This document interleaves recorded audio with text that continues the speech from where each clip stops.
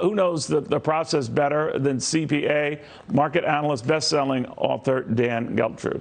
Dan, I caught you talking about this recently, and this idea that giving stock is quite literally a gift that keeps giving. But how do you do it? Well, you know, when you think about this, Neil, going back to when we were kids, I know it's a long time ago, in my stocking anyway, I would get like a U.S. savings bond. Right. To me, that was like getting coal at the time, right? What did I do to deserve this? Right. But it was actually a gift that had value. So when you're talking about gifting stock now, you know, there's some issues with overvalue in the stock market. So I'm saying let's look at some stocks that have some intrinsic value. They're not going anywhere, and we're talking about long term. So when I think of that, I think of Amazon. I think that's a great company. They're changing the world, Neil. Yeah, indeed. They're far from being done.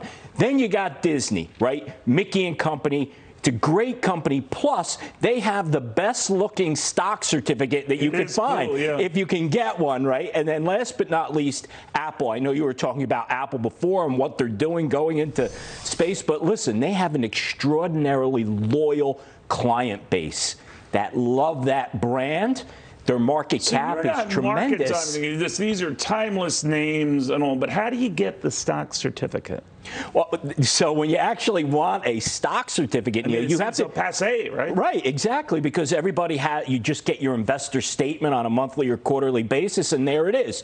But if you want a stock certificate, you have to actually request it through your broker or contact the investor relations department of the company and physically request the stock. And it's not like you get it right away. You actually have to wait for a period of time to physically get a stock certificate. It is passé. Do they fight you on it? Because that makes it tougher to sell, right? I mean, if you have the paper certificate. Right? Well, there actually is, from what I understand, sometimes there's a small charge to actually get the stock certificate itself. So it's not something that most people do. But like with a stock like Disney, because it has the characters on it, it really does make a nice gift. All right, and your message is you're giving a gift that builds in value, not something that is automatically deteriorating as you get it, right? You hope in this case. Of course, the names you mentioned have been high flyers, but you're talking over many years, right? Exactly. If you're going to give a stock to somebody, this is not something like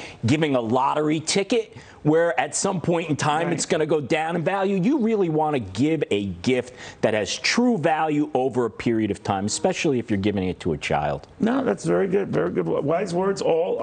Danny knows his stuff. In the meantime,